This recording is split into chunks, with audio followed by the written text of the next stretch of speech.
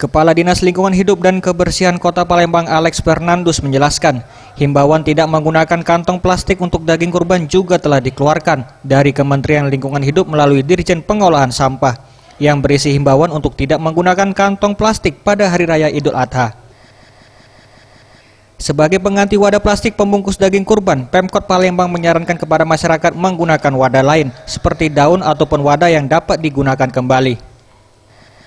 Meski tidak dikenakan sanksi, diharapkan masyarakat dapat mendukung hal ini, mengingat saat ini Indonesia berada di peringkat kedua penyumbang sampah plastik terbanyak di dunia.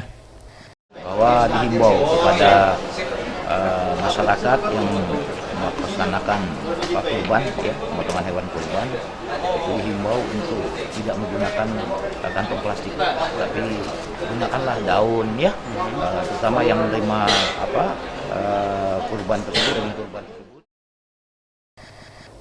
Tim Liputan Sriwijaya TV.